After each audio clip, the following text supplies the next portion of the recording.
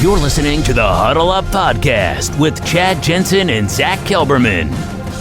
Join Broncos Country's deep divers at milehighhuddle.com and sound off. And now it's time to drop some knowledge. Okay, we are live, but we got to let it breathe just for a moment. Got to bring on Facebook, both of our Facebook clans. Get the fam family under the roof here. We'll get this party started proper. And we are good. Welcome in, everybody, to the Huddle Up Podcast, presented, as always, by Mile High Huddle, powered by Blue Wire Pods. I'm your host, Chad Jensen, and with me is my fellow football priest and the deputy editor of milehighhuddle.com, Zack Kelberman. Zack, as I mentioned before we went live, I've had a very busy day, putting some of the finishing touches on my studio here. I missed a lot of the news wire. I know it's kind of a dead day. But there was one noteworthy piece of news. The Denver Broncos are bringing in a linebacker. You wrote the story. Fill everybody in on Shaquem Griffin. Apparently this week the Broncos, as most people know, have their mandatory minicamp over the course of the next couple of days, and they're bringing in several players for a tryout, according to Mike Kliss. And one of those players, arguably the most noteworthy player, is Shaquem Griffin. I'm going to call him Griffin. Former Seahawks linebacker. Obviously, most people know him because he has one hand, the result of an amputation when he was 4. Special teams guy, 46 games of experience, but as you can see, not a lot of tackles. He has one career sack, which came last year, and he has one career start, which came in the 2018 opener against, you guessed it, Denver. And as we were talking about, Chad, it's no certainty they're going to sign him, but why even bother bringing him in? I mean, the only thing I can think of, they are loaded at both linebacker spots. And apparently he would play OLB, but even then you have 4 players ahead of him on the depth chart. The only thing I can think of is that the Broncos are not high on the other bottom of the roster types, the Watsons, the Natrez Patricks of the world. And I guess Griffin, from his name value and from his experience, would be an upgrade on them. But he wouldn't be an upgrade on Malik Reed or even Jonathan Cooper, for that matter. He's got a great story. I mean, when he was coming out with the I don't even know if I would call it a disability with how prolific his college career was, but it was a disability that he had to learn how to play with and excel without having a hand. I mean, it's a phenomenal story, and it was really cool. In particular, his brother, a corner, got drafted to Seattle. Wasn't it, Zach, the year prior, I want to say? And to have the Seahawks draft his twin, or was it the same year? I want to say that his twin came out 1 year prior, but I could be misremembering that. Either way, they both land in Seattle. Really cool human interest story. Phenomenal path. Very unique path to the NFL. But I honestly am struggling to wrap my brain around the utility of this particular. I mean, the Broncos haven't signed him yet. Going to come in, give it a shot, try out, etc. But Zach, the only thing that jumps out to me as a possible motivating factor outside of special teams acumen, I mean, this is a team that could use all the special teams help it can get, is maybe they still don't know Jonathan Cooper with the heart ablation procedure that he had, who was going to be basically competing for the number 4 edge rusher behind Malik Reed. You had Cooper. He's going to be vying with last year's 7th-round pick Derek Tuska and some of the other futures bubble guys. Maybe they're just not sure about Cooper's timetable. That's the only thing I can really figure on this, because Shaquem, look, great story, but how productive has he really been in the pros, especially as an OLB, as an edge guy? Negligible. I mean, he's made very little impact thus far. It has to be really one of 3 things here. Either, like you mentioned, they're not comfortable with Cooper's recovery. They want to upgrade on a Derek Tuska, let's say, or they want to just help out more than they already have Tom McMahon on special teams. And if that's the case, this is one of the better players for that role. He wouldn't command a lot of money. He has NFL experience. He could start in a pinch, and I'd feel more comfortable with him starting than Natrez Patrick starting. So, I mean, it could be worse, but you really don't need a player of his caliber right now. It's more of a luxury addition if the Broncos do end up signing him. Most definitely. I want to take a quick look here before we go further into our conversation at his game logs. Now, I just want to see where he made an impact. His sack came against the Jets last year in Week 11. Not many snaps, dude. I mean, I'm looking over here at his percentage of defensive snaps early in the year. He was playing about probably his average somewhere around 25% defensive snaps, which is a consistent role player. That means he was a consistent backup guy that would rotate in. I don't know if he got hurt necessarily. I haven't done any research. I've been off the reservation all day long. But then Zach, he goes 3 straight games with 0 snaps, and then he comes back with 6% snaps, 0 snaps. And then from there, it's negligible. And he does get the 1 sack against the Jets, but I don't know. We'll see. But it's not exactly a potential signing that you really are writing home about. Exactly. And the reason for his infrequency there is because he was going back and forth from the practice squad to the active roster in Seattle last year, from what I read. So that's basically what he is. I mean, he's a practice squad / fringe roster talent. If you have him on the roster, great. If not, you're not missing anything. And if George Paton feels like he can help out the defense and Tom McMahon, I guess so be it. Indeed. And this is, I mean, special teams, obviously you need a good coordinator. You need good specialists in terms of your punter, your kicker, and your long snapper.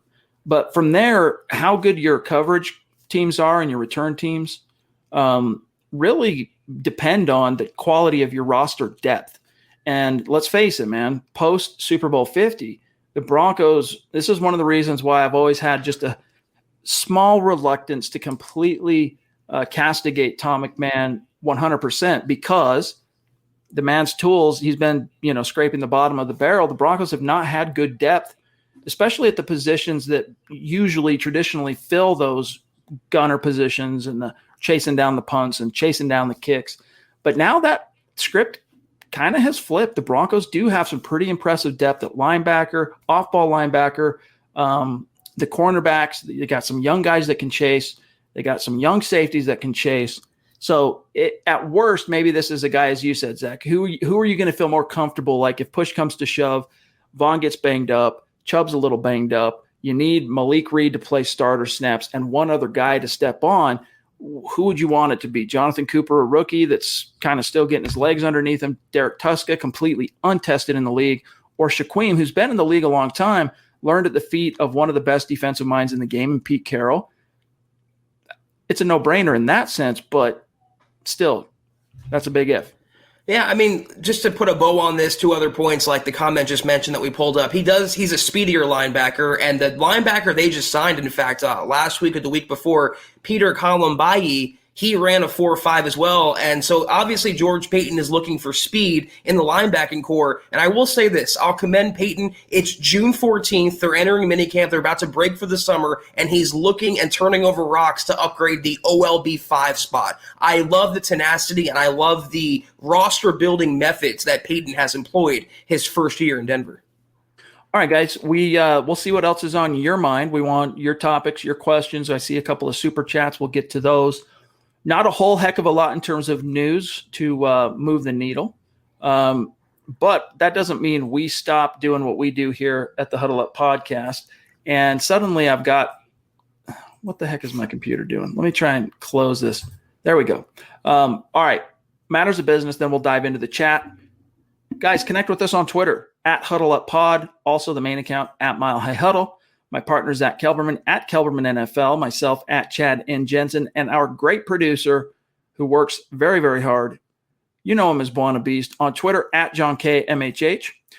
Also, make sure you're following the podcast on Facebook. Easy to navigate on your browser. It's facebook.com/MileHighHuddlePod, or just open up the app on your phone, Facebook, search Huddle Up Podcast, like the page. It'll automatically make it so that you're also following the page. And in so doing, you're automatically entered into our weekly giveaways, randomly selected. As long as you're liking and following the page, you could be in the running for a t-shirt or a mug or whatever we give away this particular week. Also, guys, check out our main Facebook page for Mile High Huddle. And at the very top, you'll see a big blue button, Become a Supporter.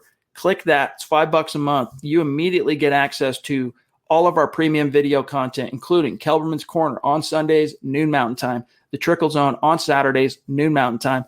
I'm going to be unveiling a new show very, very soon.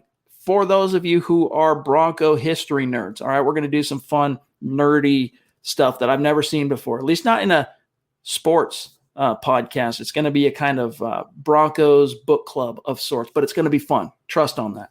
So you want access to that, become a supporter, and then check out the merch store, huddleuppod.com. Get your swag on. Get a hat, get a T-shirt, a mug, whatever floats your boat. It all helps keep the lights on. It all supports what we're doing here at MHH. And if you're not in a position to do those things, gang, it's all good. We're seriously just stoked to have you with us. Check to make sure you're subscribed. And on that front, real quick, Zach, I got to address this. We received quite a few messages, emails from listeners who enjoy the podcast as an on-demand through Apple Pods that were having problems listening to, downloading the podcast the last few days. Reached out to our network, Blue Wire Pods. Turns out that as we switched our host last week, we went back to Megaphone as the main host for Blue Wire Pods. There was a few little bugs that got lost in the shuffle. We weren't exactly apprised of it, Zach, and I think part of that was because it went into a weekend, and we're one of these crazy publications that work all through the weekend. Most people don't work on the weekends, right? And so we weren't able to get it to the bottom of it until today, but that has been fixed. By tomorrow morning, it should be no problem. When you pull up your Apple Podcast feed, you should be easily able to find the Huddle Up Podcast, Building the Broncos, everything as it is. So just check to make sure you're subscribed. Like this video, gang. If you're on YouTube, if you're on Facebook, it is so crucial to helping us grow organically. And 3 is the litmus test. If you like what we're doing, or if at the very least you respect the effort, share this video, help us continue to grow and reach new like-minded Broncos fans just like you. All right, John, do we have, real quick, to get things open, do you have Slide and Glide, his super chat? There he is. Zach, a newer name on super chat. Welcome. Welcome. Appreciate you, my friend. I'll let you take this one since I've been stammering here for a few minutes. Slide and Glide says, and connect with us on Twitter, my friend, so that we can shout you out after the show. Do you think Teddy Bridgewater could get the Ryan Tannehill effect in Denver? In other words, go from being kind of, damaged goods, kind of busted out, washed out, to suddenly landing in the right place and becoming a legit threat at QB? Well, you have to first ask yourself, and thank you for the super sliding glide, but you have to ask yourself, why did Tannehill take off in Tennessee? What was holding it back in Miami that he got with the Titans? And it's not just his supporting cast, and most of you, including Chad, know where I'm going with this. It's the coaching. So let's say Teddy Bridgewater, we can use the term, washed out in Carolina last year. It's why they replaced him with Sam Darnold.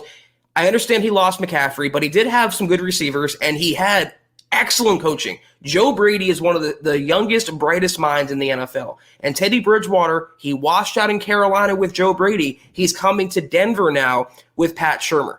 So if you want to talk about Tannehill, he's missing that key component of coaching. I don't think Shurmur, and this goes both ways, I don't think he's the coach to bring out the best in either Locke or Bridgewater. So I don't see a Tannehill effect in Denver for Teddy Bridgewater. I would hope for just competency under center from Teddy. I would want just average play, surface level play, take care of the football, don't turn it over, 200 yards, couple touchdowns, and wham, bam, thank you, ma'am. Let the running game and the defense do the rest. I don't see some ascension. I don't see some second coming in his career. I think this was a hold the fort move by Denver to get to next year at quarterback. And Teddy Bridgewater, he's a very short-term option. What he is in the NFL is what he's going to prove to be after Denver, not in Denver, which is, unlike Tannehill, a career backup, my opinion. He's got some traits that are very intriguing, that have always been attractive when you talk about Teddy Bridgewater, the quarterback, especially his leadership. I think as far as his football brain, his football mind, I think he's very sharp. I just doubt some of his physical wherewithal in terms of really being that dynamic guy that can just, maybe move the chains like an Alex Smith could, but you're not going to get that. You're not going to get anything even remotely approaching Star Wars numbers. Now, look, similar to Drew, all right, Teddy has his games where he's thrown down, he's gone over 300 yards. He's thrown multiple touchdowns. Like, he has those games and they're in him, but they're so few and far between that they're the exception, not the rule. So you can't bank on that. You can't project that. You can't lean on it in expectation.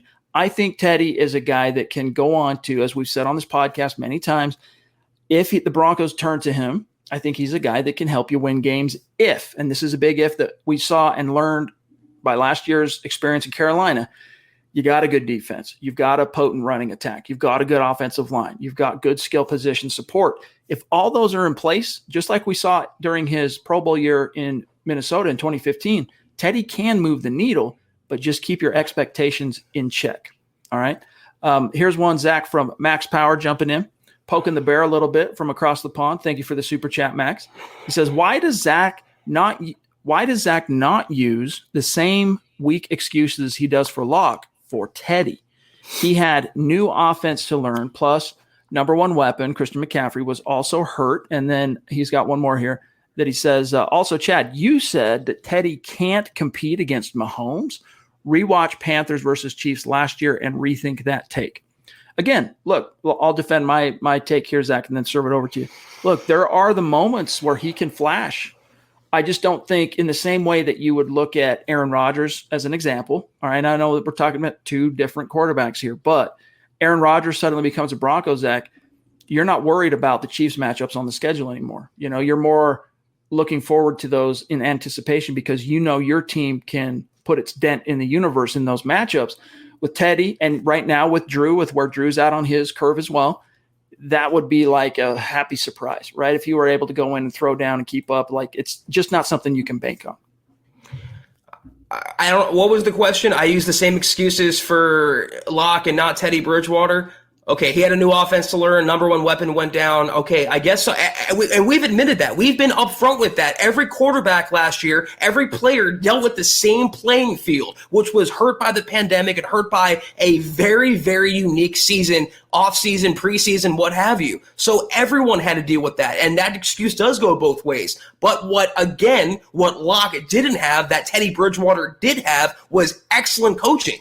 And one didn't take advantage of that, and one was hampered by it. So you can talk about excuses or what are facts in your mind. It does go both ways. But all I'm saying is if you give Joe Brady Drew Lock is a much better quarterback. Coaching matters a lot, and that's why you talk about Ryan Tannehill. There's a reason why he was a backup in Tennessee to Marcus Mariota. He was flamed out of the NFL, of NFL relevancy, partly because of bad handling, bad management, bad coaching, bad development. The same thing would happen to Locke. The same thing is not going to happen to Teddy Bridgewater. Coaching makes all the difference here, guys. It's the only point I'm making. I mean, I just pulled up the numbers to see how he did against Kansas City, and he did do really well. Went over 300, a couple of TDs. Who won the game? No picks. Chiefs came out ahead last second, it looks like. 31-33 score. I don't know for sure on that, but they narrowly won the game. He was sacked twice. But here, wrap your brain around this, Max, and anyone who shares that particular, outlook. How do you explain that and then juxtapose it with the crap performance? All of his stats against the Broncos in Week 14 came in garbage time. The Broncos got out to a multi-score lead in that and then allowed Teddy in the second half to kind of come back playing prevent defense. How do you rationalize going toe-to-toe with a juggernaut like the Kansas City Chiefs in that particular game, and then a team like the Broncos running on fumes defensively? No Von Miller. That game did have Chubb. So you had Chubb, Malik Reed as your edge rushers. You had dudes that had barely had time to even don a jersey playing corner. I mean, this was not a defense to necessarily put, the fear of God in any quarterback at that point in time, right? In the ebb and flow of the season. How do you explain going from, I'll read these numbers for you guys. So against the Chiefs, he goes 36 for 49, 310 yards, 2 touchdowns, 0 picks, nice rating of 103. Against the Broncos, he ends up with 30 for 40 passing, all right? Garbage time, 283 yards, no touchdowns, no picks, sacked 4 times. Rating was still pretty decent in that game for what it's worth, but how do you explain that? Sorry, I'm laughing at the comment. Teddy in a Super Bowl, that's hilarious, and that is delusion. That is LDS all the way there. And I was going to ask you, Chad, because you have the stats pulled up, can you show me one game last year where the Panthers won on the strength of Bridgewater's arm? I don't hate the guy. I'm not against him. If he ends up starting for Denver this year, fine. But he is what he is. And some of you hate Drew Lock so much that you're hyping up Teddy Bridgewater to a level he's never ascended to. It's all man-made. That's the problem with him. He is what he is. A great backup to have, but a journeyman, the very definition of one. Here, let's just go through the numbers. We'll narrow it down real quick. Teddy's stats in the games that he won. All right. Looks like, wait, let me see. What did they do last year? They went 4-11. 1, 2, 3, 4, 5. They got 5 wins listed here. That's kind of weird. Anyway, all right. Against the Chargers, he went 22. They won this game 21-16. He went 22 of 28, 235 yards, and a TD. See, to me, Zach, that right there, that's your like best case scenario ceiling from Teddy. That's like best case scenario ceiling, literally. The next week, Zach beat the Cardinals 31-21, went 26-37 for 276, 2 touchdowns and a pick. The next week, another win, 27 for 36, 313, 2 TDs. So that's the one game on this entire schedule from last year where he put up prolific numbers, relatively speaking, and it resulted, Zach, in a win for the Panthers. I just meant like what's a game where he won, not McCaffrey won or the defense or anything else. And obviously we don't have the time for that, but that's, like you said, that's who he is. He's a safe quarterback, even though he's not all that safe. He's not going to ever light up the scoreboard, light up the box score. He is who he is. But why don't you pull up, Chad, Locke's stats in the second Chargers game when he came back against them? I mean, if you want to talk about doing enough for your team. I mean, there was a highlight package on Twitter recently. I tweeted about it of the Broncos comeback against LA last year, and every single highlight but one, which was a Phillip Lindsay long touchdown run, RIP Phillip Lindsay, it's all Drew Lock. It's all him doing it, making the throws down the field, and of course the game-winning touchdown to KJ Hamler. All we're saying is Teddy Bridgewater certainly has a floor, and that floor is respectable, but how could you debate that Drew Lock has a higher ceiling? That's all we're saying. Yeah. All right, let's move on for a minute. We can circle back to this topic. It's fun. But let's see what else we got. John from Sam Bam in the hizzy. Good to see you, Sam. Appreciate you. Get a Twitter account, my friend. Connect with us so we can keep the conversation going there. What's up, guys? Do you think KJ Hamler's long-term role could be more as the punt and kick returner? Thinking there might not be enough passing targets available to keep him as a main wide receiver with Court, Judy, and Fant. And throw in Patrick. I still think the guy that is going to outdo KJ's offensive snaps is Tim Patrick. I think your starting trio is Sutton, Patrick on the edge, on the boundary, Judy in the middle, Fant. And then you'll see KJ Hamler when he gets rotated in, he'll probably eat out of Patrick's bowl. But in those situations, you'll see Judy kick outside and Hamler come inside. So the point, though, Zach, about, hey, maybe that's where he carves his role long-term as a punt and kick return. I'll tell you this before I serve it over. If that's his trajectory, he'll last exactly as long as his rookie contract. Those aren't guys that get that second deal usually, right? Those are guys that, all right, cool, we see what you are. We can find – a lot of teams just think they can find a punt kick returner, off the scrap heap each and every year. At least that's kind of been the Broncos' ethos dating back to Elway taking over.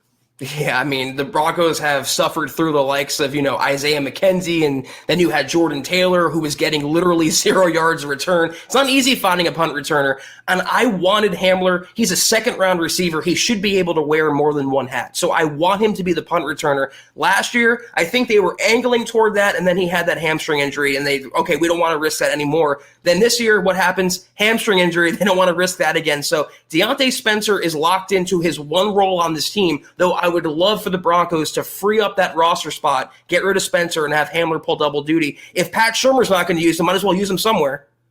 And yeah, we're big fans of Zach Azzani on this show. I mean, the work he did with Cortland Sutton early on, he is a boss.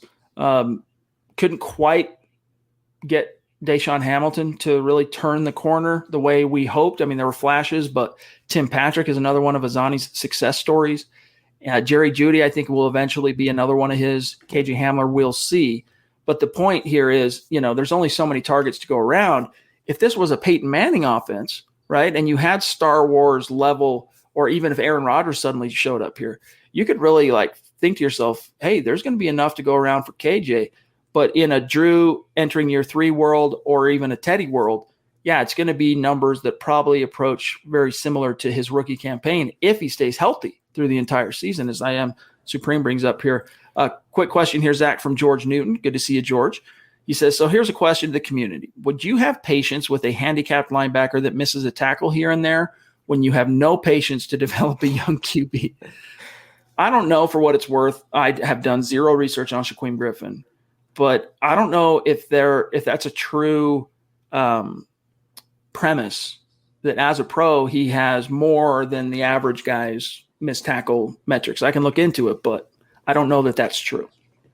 This is like apples and tires, though. It's not even a comparable, example here.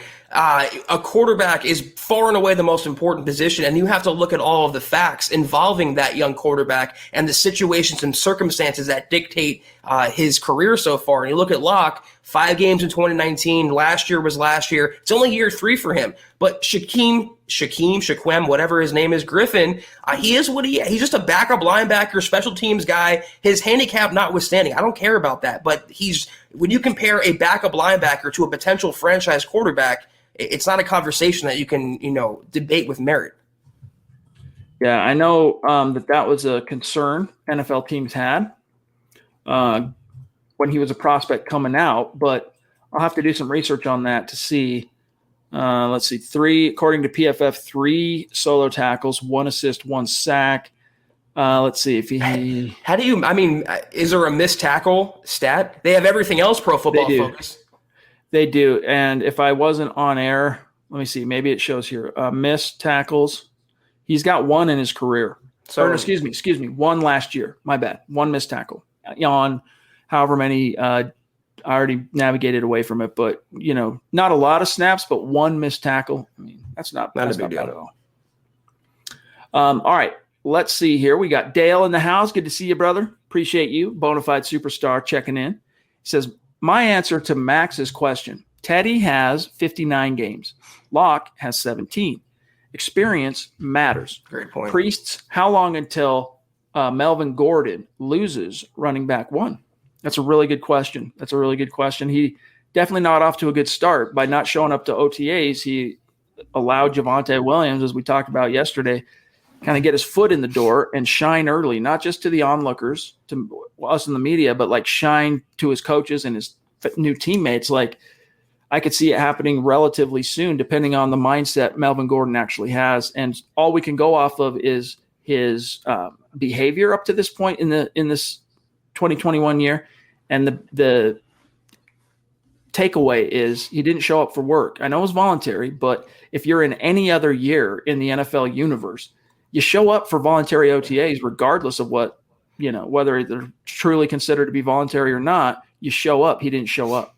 It's funny, though. The Broncos today put out like several videos on Twitter of players like shooting hype videos and posing with a football. Melvin Gordon was there. He shows up for that, of course. Anything to put himself in the center spotlight. But what I thought was interesting, Ryan O'Halloran of the Denver Post recently, I wouldn't say predicted, but he kind of intimated that Javonte could be the week 1 starter. I mean, this isn't so much a timeshare. This is a when, not if. Gordon gets the torch ripped from his hands, not passes it over to Pookie Williams. So I definitely, by midseason, I think you're going to see an RB1 shift. But even early on in the year, even after the preseason, you might see Gordon being one of, if not the most highest paid backups in the NFL, running back wise.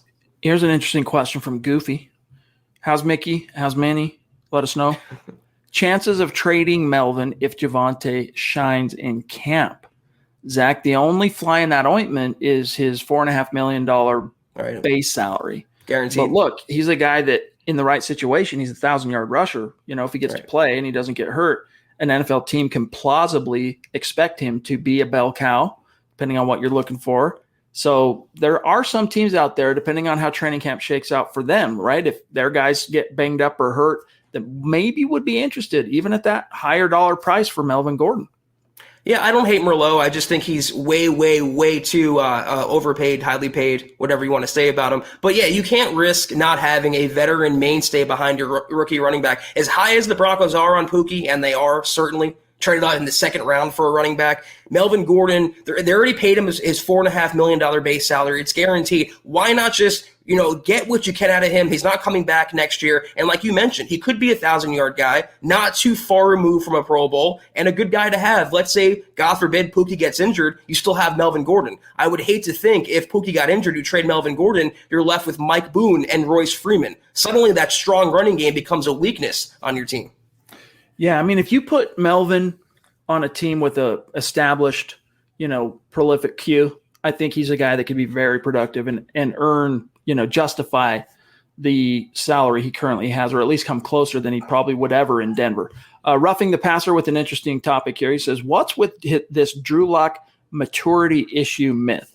I don't get it. He rallied the Broncos to a 21-point comeback because of his halftime speech. I don't remember the halftime speech trope. Do you? I don't remember that being a part of the tapestry here, but let's just take it on its face. The maturity issues for Locke, I've never really heard it from anyone that is a credible source. Not once. The only thing you could really go off of optics-wise, Zach, is the rapping on the sideline, the Buzz Lightyear, the dancing. That's the only thing you could really go off. Aside from maybe you could, and you really have to be trying hard to come to this conclusion. The comment that we heard from, I think it was Tim Patrick, about when this offseason started, how much Drew was in the building. He was working hard. And I'm talking, this was like late January, early February, how he's 100% different the amount of time he's first in the building, last to leave, than he was last year. By implication, that implies that he wasn't as all in last year as he probably should have been. And you could maybe attribute that to maturity, although I'm sure a lot of it had to do as well with the pandemic restrictions and just the weirdness of that year, players coming and going. It wasn't as free flowing as it would be in a normal traditional NFL calendar. I struggle to grapple with the idea, even if I was a Lock, critic. Why would I call him immature? Why would I criticize him for dancing on the sideline amid a victory? Why would I criticize him for celebrating a touchdown?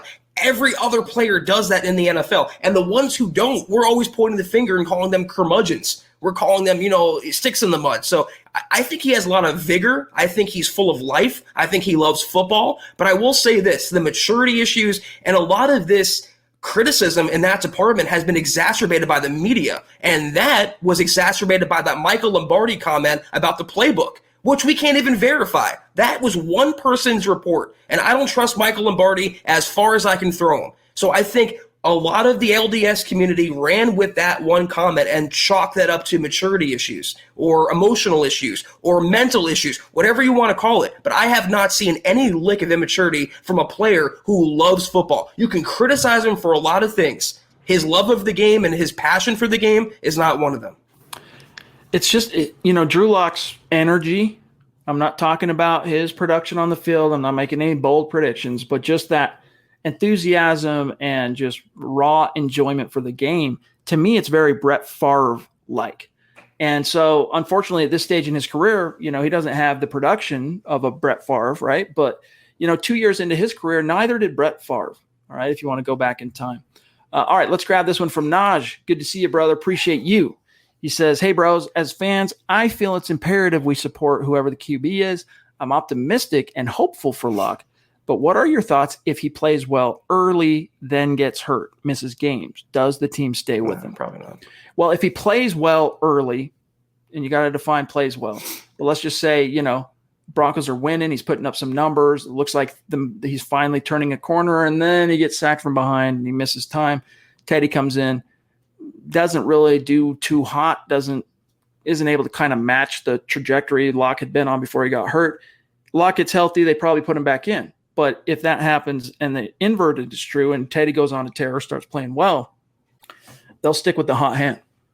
Yeah, I'm with you on that. I happen to think also you can't really have it both ways. If he gets hurt, the Broncos aren't going to play well because what team plays well after losing their starting quarterback, even if you have someone like Teddy Bridgewater. But no, this is a big audition year for Locke, and we're fans of his for sure, but we're calling it like it is. He has to stay healthy. He has to prove himself on a game-by-game basis, or else he will be replaced as the Broncos quarterback. It'd be a matter of time, not a matter of if. Jeremy, one of our great supporters on Facebook, says, why do you have to hate Locke if you think Teddy might be a better option? for what it's worth, let me clearly make this. I got to delineate the facts here. We're not saying that if you think Teddy is the better option, that you're a Drew Lock hater. That's not at all what we're saying. When we talk about hate, let him hate and the Drew Lock hate and locked arrangement syndrome, we're talking about the people that are actively rooting against him, both within and without the fan base. All right. I know a lot of guys who I don't question where their head or their heart is at, that honestly think the Broncos would be in better hands if Teddy wins this job. I don't think that they are Lock haters at all, per se. It's all a matter of, it's like something one of my mentors taught me, all right, in the art of human communication. It's not what you say so much, it's how you say things, right? Tonality is very, very key on any topic, all right? When you talk about communicating with another human being. The vitriol that exists for some people, whenever Lock's name comes up, whenever Lock versus Teddy comes up as a topic, it's pretty apparent. You can see which are the real Lock haters versus like a Lock skeptic. Right. It's two different things. Yeah, that's a really good way to put it. And I was going to say, you're not a Lock hater if you support Teddy. You're a Lock hater if you hate Drew Lock. And so much of that hate has been bubbling to the surface since last season. And I understand a lot of it. The Broncos fan base is very frustrated. Quarterback has not been a position that's been kind to them the last 5 years. But literally every single thing he did was hyper criticized and judged with the sharpest viewpoint. I mean, even when he did something good, it was always talked down. It was always marginalized. It was always downgraded. And when he did something bad, it was always inflated, amplified. That's the hate that we're talking about. You can support Teddy Bridgewater. Go and buy his jersey. Change your last name to Teddy Bridgewater or Bridgewater. It doesn't matter. But it's just, if you go out of your way to hate on the Broncos starting quarterback, to root for his failure because you want your narrative to be the prevailing correct narrative, that's where the hate comes in. That's where the LDS comes in. Not because you support Teddy Bridgewater. It goes way beyond that. Want to grab this one from D. Brown. He says, all I'm saying is, how high is Lock's ceiling? An okay QB? I've said this before. I think Drew Lock, his ceiling, if it can be, if his coaches and the football fates can massage him to that ceiling, is somewhere between the best you ever saw from Matthew Stafford and Derek Carr. So take the skill set and the measurables and the tools of Matthew Stafford and put it kind of in what the body of work has been for Derek Carr, which, when Derek Carr is on, man, he's on. I mean, think about it. Last year, the Raiders swept the Broncos for the first time in a long time. Yeah. And even though he wasn't huge numbers, Derek Carr, I mean, he was hard to sack, got rid of the ball quick, knew where to go, efficient, moved the ball, knew how to feed his weapons, a smart guy. Now, Derek Carr has those moments that you're just scratching your chin going, what in the heck were you thinking, dude? Where everything is good for 3/4 of a game, and then suddenly he goes into a weird shell and can't do anything right and gets caught in the headlights, in the pocket. So Drew Lock, to me, is somewhere, as far as the ceiling, closer to the best we've seen from Matthew Stafford and, from a rankings profile perspective, a Derek Carr. I'm going to hold firm to what I've been saying, and that's his Pro Bowl season, Derek Carr. I think that was 2016. And if they can get I think they went 12-4 that year, the Raiders. And if they can get that production out of Drew Lock with this roster, again, with this defense and the schedule being what it is, I mean, that's an easy double-digit win campaign for the Broncos. So, yeah, I would say his ceiling is right there where you just notched it, Chad. Stafford, a little below Stafford, but above Derek Carr. How obtainable, asked Ethan on YouTube, is Lock's ceiling, though? Well, look, I don't think you have to really grasp too far, all right, as far as trying to divine how close Lock might be to his ceiling. Because, guys, again, it's not as if this guy in the conversation gets talked about as if he's Paxton Lynch and has shown you nothing. Worse than Paxton Lynch. We have a Jamarcus Russell comparison to Drew Lock. Thank you, Cloud9, for setting the bar at a new low. And Cloud9, dude, I got nothing but love for you, but that's just ridiculous, dude. It's an absolutely ridiculous, redonkulous take. I mean, come on, dude. Come on. That was so ridiculous it made me lose my train of thought on Drew Lock. The flashes, all right?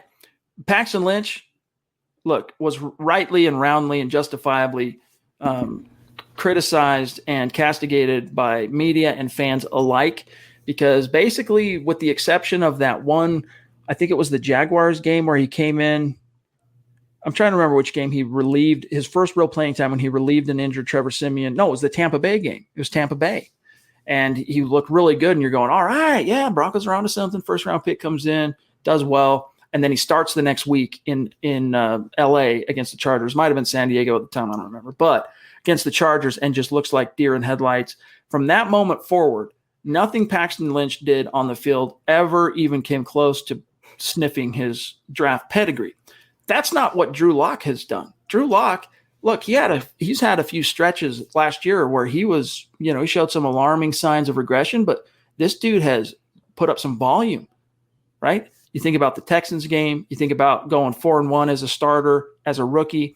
You think about the comeback against the Chargers week 8 last year. You think about his solid, steady performance against the Dolphins week 11, played really, really well down the stretch. And then you think about that other tentpole game from the second half of the season against Teddy and the Panthers. I mean, this dude has shown you what his ceiling can look like. So the question of how close is he, how attainable is it? I think it is attainable. I don't think it is outside the bounds of the reasonable, the plausible, that he could get close to that ceiling in 2021. Guys, remember, this dude is only entering his third year in the league. He's got basically a modern NFL season's worth of starts under his belt. That's it. And people talk about him as if, he's done absolutely nothing in the league. That's where for us, it's like, come on, guys, we're just trying to give you balance. Like, it's one thing to be a skeptic of Luck. Fine. Totally cool. It's one thing to kind of lean toward Teddy. Cool. Or Aaron Rodgers or Deshaun Watson. Cool. But just don't act as if Drew Lock has shown you absolutely nothing in this league. It's so funny to me when you're talking, I'm thinking about Paxton Lynch, and Locke receives as much criticism or more criticism for rapping on the sideline amid a victory than Paxton Lynch did while crying during a loss.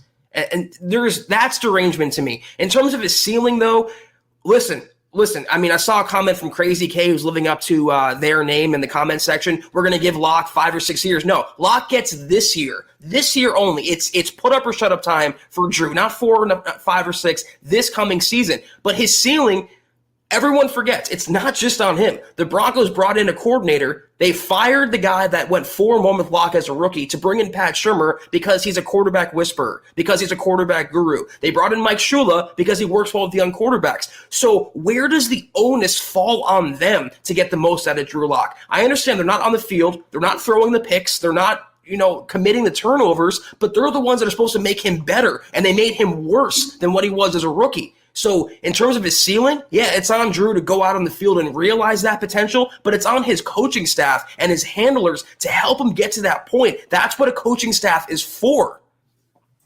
right? Absolutely. And if there's anything that really makes me doubt my optimism for Drew's year 3 leap, it's like, hey, man, does Shurmur and Shula really have a feel for what they've got in Drew Lock? And that's not to take the onus off Drew. Like, this is up to him. I mean, for better or for worse, whatever coaches you've got, like, look, dude, it's sink or swim, and the onus falls on your shoulders. You got to figure out how to find a way, make a way. But I'm always going to wonder whether he succeeds or fails. What could have happened if Rich Scangarello doesn't get fired, as an example? George Newton, what's up, dude? Good to see you. We've already got one of your questions. Thank you for the super chat. He says, people just don't understand developing a young quarterback. It doesn't just happen quickly in most cases. See, that's the other thing that works against Drew in this whole locked arrangement syndrome phenomenon. And that is that fans, I tell you what, like, if you bring up the fact that, oh, well, look at the obstacles of 2020 with the pandemic. What's the first word out of their mouth, Zach? The first name that comes out? Justin Herbert. Well, Justin Herbert, fresh out of the box, sets the league on fire, breaks all the rookie passing records. I mean, then how do you explain that? That was an even playing field. Both guys were learning a new scheme. One lit up the league. The other one had an up and down season. But if you point to one outlier, and again, it's pretty obvious that Justin Herbert was an outlier. No one had ever produced a rookie season like that ever before at the quarterback position. I mean, there had been some record moments, like Cam Newton set some records as a rookie. Andrew Luck, RG3, There have been some impressive Russell Wilson rookie bodies of work, Peyton Manning, but no one until Justin Herbert really put it all together. That tells you it's an outlier. So to compare a situation like Drew Lock is in and what he weathered last year to the unicorn, it's the inverted argument of the people that say you can't compare Drew Lock to John Elway's first 2 or 3 years, or Peyton Manning, or Brett Favre, or anyone else. We're talking about Hall of Famers here. These are outliers. You can't compare him. It's the same thing. You can't compare him to what an outlier did in a similar situation. So just keep that in perspective. Every situation is unique. I've been saying that. You can't compare one to the other. A lot of Broncos country wants to bring up Josh Allen as it means to either justify Drew Lock or criticize Drew Lock. But the thing with Herbert was, again, coaching. I'm pretty sure the Chargers, I don't know if he was the coordinator or the quarterback's coach. He is now the coordinator for Seattle.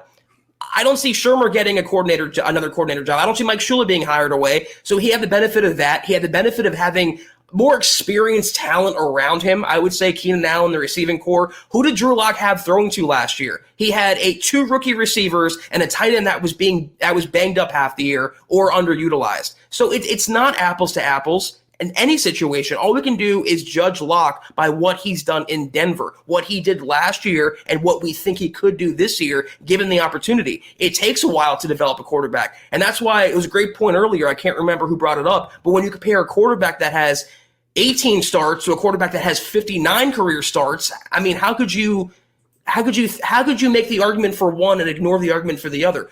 Maybe Teddy Bridgewater got to this point, if you're a Teddy Bridgewater fan, because he had that experience, but you're not willing to give Locke the same experience. It makes no sense to me. Yeah, and that's another great point, is that Justin Herbert had Pep Hamilton as his position coach last year, and it worked wonders. I mean, Pep Hamilton parlayed that into a promotion with the Houston Texans as passing game coordinator and quarterbacks coach. So it's like just this side of being a coordinator, but still like a full offensive coordinator. This guy's bona fides. I mean, I remember him dating all the way back to his time with the Jets, the Niners, the Bears, Stanford, as the offensive coordinator for Andrew Luck. All right. Now, look, Pat Shurmur, he's got some bona fides. You know, he was the AP Assistant Coach of the Year after the 2017 season. Mike Shula, he was the brainchild behind that juggernaut Cam Newton offense in 2015 that got all the way to the Super Bowl before the Broncos buzzsaw hit him in the face.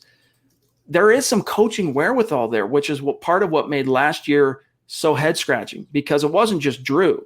Dale, thank you for the super chat, bro. It wasn't just Drew.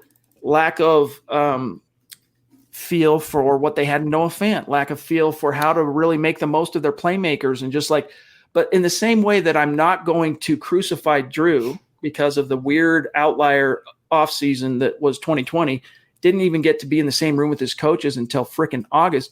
In that same way, I'm reluctant to completely throw the baby out with the bathwater relative to the coaches, because it goes both ways. They didn't get a chance to really get a feel for their dudes till the 11th hour. And so that's why we're hoping it takes a massive step forward, all of them, this year. And yes, last thing, it does take time. Most quarterbacks, even the ones that come out of the box hot like Patrick Mahomes, they take time to fully develop. Drew, he's still in the oven. He's still percolating. He's still marinating. And it's either going to happen or it's not. I still am optimistic that it's going to happen. Yeah, and the guy I was thinking of is Shane Steichen. I mean, he was the coordinator for the Chargers last year. He's now the Eagles OC. You mentioned Pep Hamilton. They also had Joe Lombardi on staff. I mean, that's a pretty elite coaching staff for the Chargers. And when you compare that to what Locke had last year, again, after losing his 2 top receivers, or, you know, working with 2 rookie receivers after losing Cortland Sutton, you compare those 3 coaches to Pat Shurmur and Mike Shula. There's no comparison. So Justin Herbert had a great season, but I think he was benefited in way more ways than Locke was. Kane Dawson, flipping the script a little bit here. Appreciate you, bro. Good to see you. He says, having a solid 1-2 punch in the running game would be a great elixir to help fix our quarterback blues, no matter who's handing him the rock. #win the West. That's another thing to be really bullish on, no matter who wins the job. You're going to have what is shaping up to be, anyway, a really solid, dominant rushing attack. Melvin Gordon, Pookie, plus an offensive line that, you know, if right tackle ends up coming together, we'll see if it ends up being Bobby Massey or who ends up winning right tackle. But this is an offensive line mean, especially if Lloyd Cushenberry, even if he stays, maintains his job as the starting center, you expect him to take some form of a step forward in year 2 with all the reps and the time on task he got last year. You expect to see Graham Glasgow stay healthy all year long, not have to catch the bug that he caught last year, which is another reason why he had a little dip there. Dalton Reisner, it's time for you to really storm onto the stage and really live up to your draft pedigree. Garrett Bowles is what he is, all-pro left tackle. This is an offense that can field a rushing attack, quite potent, regardless of who's under center. So good point there, King. And that's going to be whatever quarterback it is their best friend, is an elite, top-notch running game. And that's what I think Vic Fangio is setting up for this year. Old school, ground and pound, rely on the running game, rely on the defense, and hope the quarterback doesn't lose the game for them. And regardless of if you support Teddy or support Drew, having the combination of Gordon and Pookie, and also Mike Boone, Royce Freeman, I mean, this is a pretty lethal rushing attack, Chad. And you pair that, again, with the defense and, like you said, the OL and the weapons around them. I mean, it's going to be pretty fun to watch on the ground, at least in Denver this season. Dave from Georgia, it's good to see you, brother. Appreciate you, one of our bona fide Mount Rushmore superstars. He says, hey, Priest, hey, Beast. So every player in the NFL celebrates. Why is it such a big deal for Luck? Let him hate, #Broncos country. I've said this before, Zach. It really comes down to, like, as a rookie, he got away with it for the most part because the results were there. He went 4-1. But if you do that on the field, on the sideline, and the results don't come, you just make yourself an easy target. And that's really all it comes down to. And that's why I think if you're his coaches, you don't want to necessarily tell him to mute his enthusiasm out there and his swag and his confidence, but just be careful with some of that stuff that can end up on SportsCenter in the worst way, because when things aren't going the greatest for you, it's going to be thrown in your face. There's nowadays the NFL has relaxed the rules to an extent where entire teams, like defenses or offenses, can take selfies in the end zone with a football, and that's okay. But Drew Lock can't go like this, like Buzz Lightyear, without drawing criticism. I saw a comment on the side that said, oh, well, Paxton Lynch, he was crying because he was losing, and I cried in Pee Wee. Can you imagine if Drew Lock was the one crying on the sideline? It would be headline news all over Denver. So again, I mean, he's judged from totally an unfair point of view, regardless of his own admitted shortcomings. Maybe this has a little something to do with the true, backlash against Lock. What I Am Supreme says here.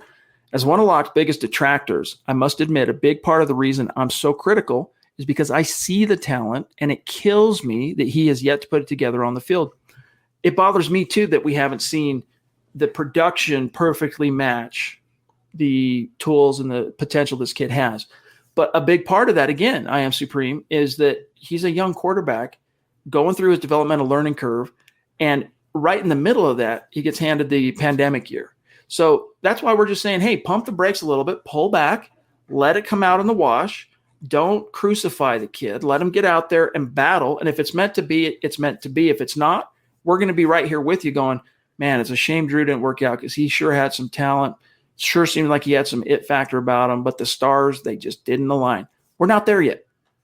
And you know what? I Am Supreme credit here. At least if you're not a Lock fan, you're reasonable and you're logical as to why you're not. You're not just saying, oh, Lock sucks, he's Jamarcus Russell. You're telling us why you're doubtful. You're telling us why you're skeptical. And I agree with you. I mean, last 5 years have been a crap show, especially at quarterback. And fans, now in Denver, Chad, unfortunately, the Rockies, the Avs, the Nuggets, it's Broncos time now. So the Broncos fans want to see some winning in Denver. I get that. But just let it play out a little more. If Lock's not the guy, he's not the guy. We'll know soon enough. And for what it's worth, during the 2019 pre-draft process, I talked to a lot of people, being at the Combine, Zach and I, all the different contacts we have in the league. The biggest reason Drew Lock slipped out of the first round was because the NFL GM, scouts, coaches never felt like his production at Missouri matched the talent. And so it creates a big why. What's going on there? Why was he unable to kind of reach his ceiling as a collegiate? And he still hasn't reached it, right? But again, it's early in the process and things have to play out. Miller 707, good to see you, buddy. Appreciate you being with us. He goes, at this point, we need to roll with Lock and find out 100% if he is or isn't the guy. I don't want to give up on him too early. We need to see him have a full season. If he's going to pop, it's this season. I'm with you, but in this particular situation, Miller 707, Locke is the guy that's going to determine that. He's got to go out there and beat Teddy Bridgewater. If he can't, it's just going to be a similar, not apples to apples, but a similar sad story as Paxton Lynch, where, hey, Paxton, didn't work out for you, but my dog, you couldn't beat out Trevor Siemian. So it's a similar thing here for Drew. He's got to vanquish Teddy, and then all things are possible. But that's the first step in the process. Yeah, I agree with the premise here, though. It's like, regardless, just let him get that audition. Let him get that chance. And what he does with that chance, we'll judge him on that. But to prejudge him or to prematurely pull the plug, and then you're spending the rest of our football careers wondering, what if? What if we gave Locke more time? What if we didn't fire Scangarello? So if he's going to fail, at least let him fail on his own. And then we know it wasn't the Broncos, it wasn't Shermer, it was Drew Lock. Ashton says, like Charlie said, do we sign Teddy to a contract if he plays well this season? So you got to define plays well. If it's like a Ryan, as was mentioned by a previous comment, if it's a Ryan Tannehill caliber, like comeback player of the year type of season minus the injury, like Ryan Tannehill was a comeback type player, but he wasn't coming off an injury. He was coming off, not meeting expectations as a former first-round pick in his original city. Then he goes on to have success. And if it's that level of team success, yes. Like if the Broncos roll with Teddy and he's the quarterback for at least 3/4 of the season and they make the playoffs, he probably gets another contract. Probably. But we'll see. The only way the Broncos don't draft a quarterback next year or acquire a new quarterback is if Locke balls out. If Locke fails or gets hurt and Teddy takes over, if he plays well, I can see the Broncos signing him to a 1-year, maybe 2-year contract, but they're in the market next offseason for a franchise quarterback, probably through the draft. And Chad, we just put out a mock draft way too early. I wrote up a story that went on the Facebook page last night. The Broncos projected to pick number 23rd overall in 2022, taking Georgia quarterback JT Daniels. I think that's where the stars are aligning if Locke doesn't ball out this year. Agreed. Chisus coming in with a super chat, a newer name. Welcome. Thank you. Appreciate the support. Connect on Twitter. You guys rock, but your chat sucks. This is why I don't tune in often anymore. Yeah, it's, I don't think it's our chat per se, Chisus. I don't know. I think it's just the general temperature of Broncos country right now is it's just, bickering. Yeah. A lot of stiff necks right now in Broncos country and, backbiting and people just getting out of control with the hot takes, mostly fueled by the situation of quarterback. And as a guy who grew up with John Elway posters on my wall and, I'm a Broncos fan just like you guys at bottom. All right. I've just as disappointed of the past 5 years post Super Bowl 50 as the next fan. I really am. But I can keep it in perspective, I think. I mean, some of our detractors will argue that we are nothing but lock stands and, we hate Teddy Bridgewater. We honestly try to be as balanced as we possibly can on these fronts. But when sometimes the blowback from the chat, as Jesus says here, is so toxic and it's so irrational, we have to address it when we see it. Yeah, and, I want to echo Mark Murphy. He said that the Aaron Rodgers whole dilemma is the thing that's dividing the Packers fan base. This is dividing the Broncos fan base, this Locke versus Teddy Bridgewater competition, or even just the Locke, where you stand on him. If you support him or you don't support him, it's just causing so much friction and tension in Broncos country. It will settle down. We appreciate your support. Just give it some time and let us get to training camp, and things should quiet down a little bit. All right, we got one or two more, and then we got to dip on out. We got Geiger Gaming, we got BG, and we got Kiaka. Then we got to go. Good to see you. Make sure you connect with us on Twitter, my friend. This is another newer name. I think I remember seeing you at least one other time on Super Chat. But either way, welcome. Thank you. Hi, guys. Just showing some love and thank you. And isn't that down under, right? That's Australian, I think. Confirm that. I have finally found a level-headed Broncos podcast when it comes to Locke, #Broncos for life. I'm glad to hear that, dude. I really am. Because, last week or so, a lot of negativity from commenters and stuff saying like we're overboard blind Drew Lock stands. And we really do strive to bring – now sometimes we'll bring some salt. All right, we'll bring some sizzle. We'll say things, hot takes sometimes in how we say things. Remember, going back to tonality. Sometimes the way we say things might come off a little strong. But at the end of the day, neither one of us are saying that Teddy Bridgewater sucks. Neither one of us are saying Drew Lock's the truth. We're trying to keep things balanced.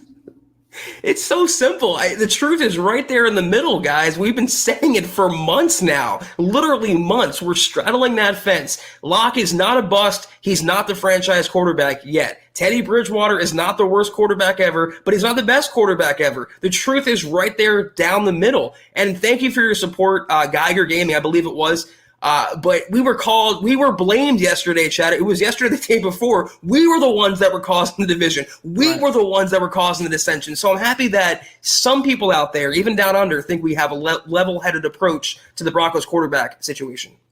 All right, real quick, John, I'm grabbing BG. Appreciate you, bro.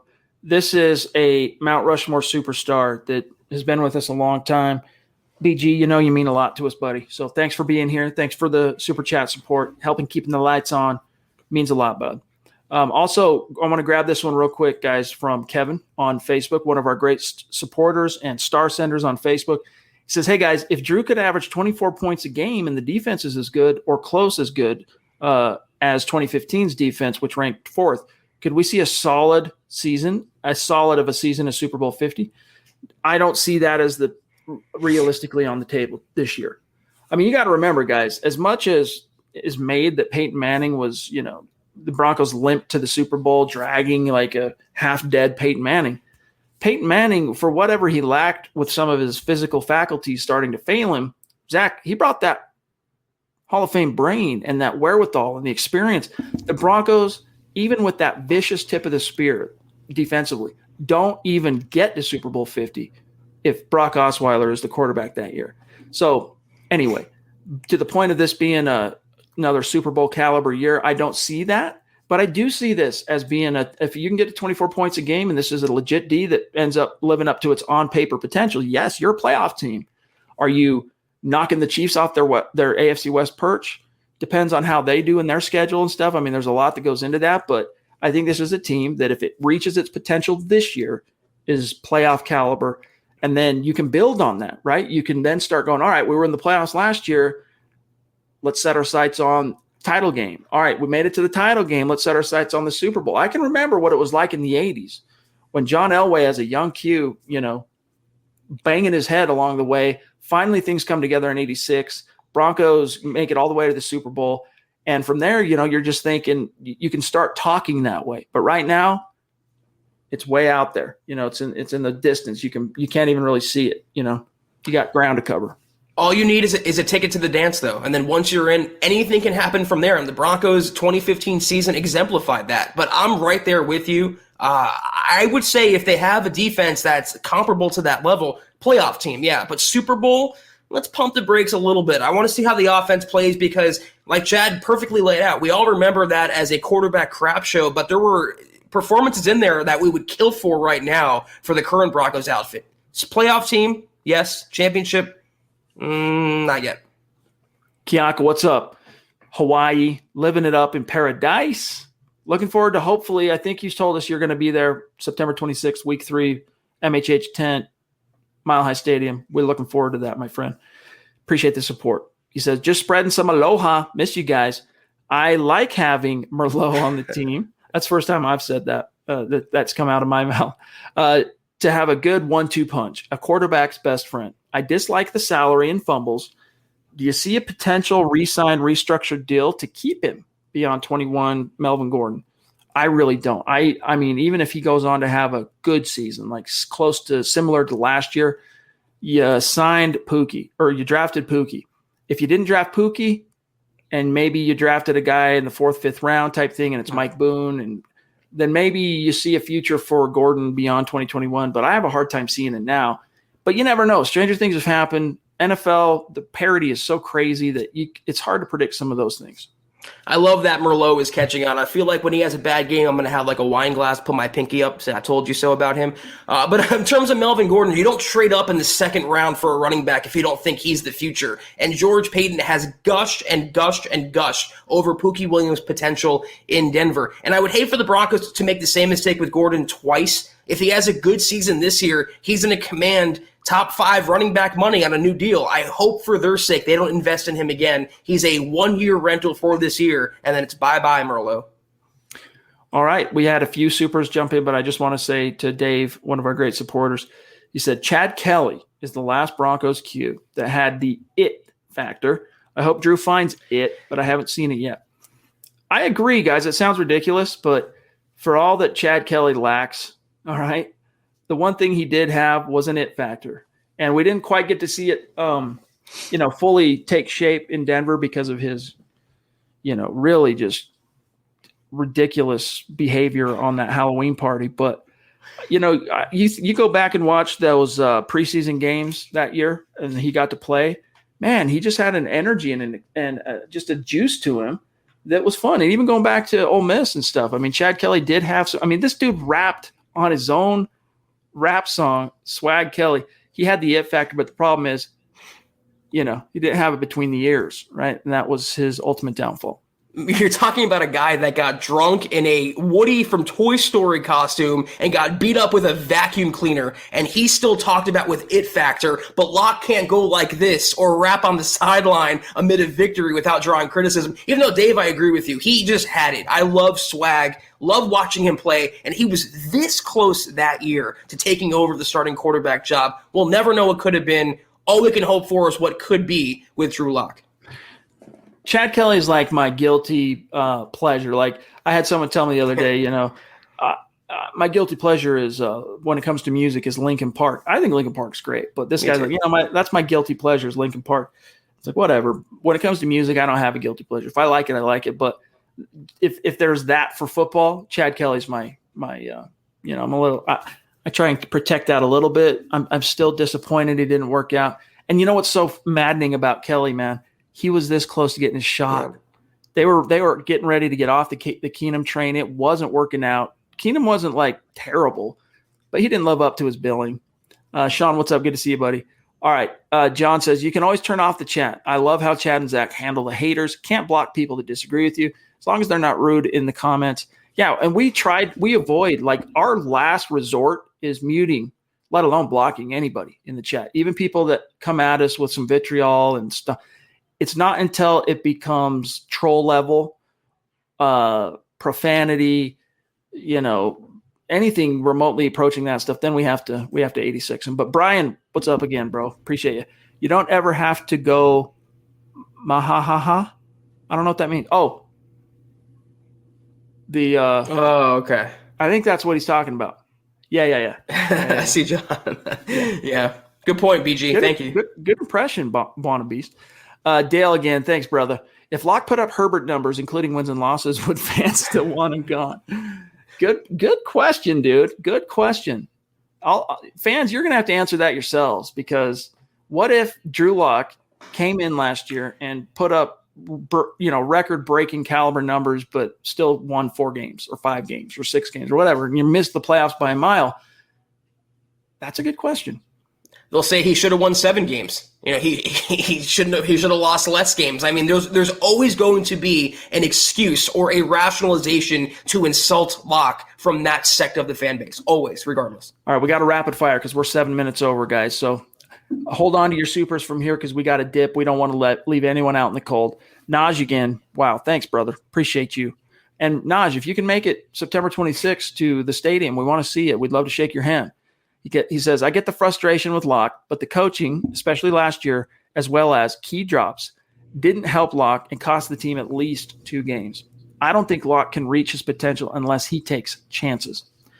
Yeah, it's a concern of ours too, brother. And to this day, I mean, even if he goes on to succeed, I'm always going to wonder what could have been if you don't fire Rich Scangarello after 2019. And Scangarello wasn't like, if you look at the offense, how it performed from a macro perspective in 2019, Scangarello didn't come out in the wash. But the one thing he did really, really well as a teacher was develop the young guys develop Drew Lock. And that went out the window, seemingly, when they fired him. That's exactly what he needs right now. And this is my biggest worry is what we saw in training camp, or not in training camp, in OTAs this past couple of weeks, was that he was checking down, or the coaching staff, he's trying to keep up with Teddy Bridgewater. He needs to take chances. He needs to have that gunslinger mentality. My biggest worry, though, is Pat Shurmur making Drew Lock into Case Keenum or Drew Lock into Teddy Bridgewater. He needs to be himself and play like himself. We got one here from Fernando. Appreciate you coming in, Fernando. You've been pretty active the last week or so. Keep it up, buddy. Becoming a superstar. Will Pat Shurmur lose his job before Fangio? Zach, Fangio strikes me as a guy that's going to go down with the ship in terms of he did fire Skangs. So, again, stranger things. But, at this point, it seems like these are his guys. And if he goes down, he's going to go down swinging with them on staff. Yeah, I feel like Pat Shurmur is his boy, and if he were to scapegoat anyone mid-season, I think it'd be Tom McMahon before Shurmur. So, yeah, I think till the end of the year, Shurmur and Fangio, unless it's just they're 0-8 and the offense can't score a point, then maybe, but I don't think so. Shout out to Michael. Good to see you, buddy. Love your profile pic, rocking the swag like a boss. You the man. Michaela, here she is. We're looking forward to having her on the show very, very soon. Good to see you. Thank you for the support. She says, sorry I'm late. Much love. Right back at you. Thank you. All right. I think we are caught up, John. Let me double check here. Oh, nope. Dave from Georgia. Legendary. Love you, buddy. Another great pod. Thanks, brother. It's # state of being. Yeah, guys, have a great start to your week as we dip on out of here. We're off tomorrow, of course, for Tuesday, building the Broncos. And then in the morning, of course, you've got Broncos for breakfast. So don't miss that. Great drive time conversation with Nick Kendall, Scott Kennedy. But we're out of here, and we're going to take our day off and, circle back Wednesday. But things are happening, gang. Minicamp starts tomorrow, the 15th. It runs Tuesday, Wednesday, Thursday.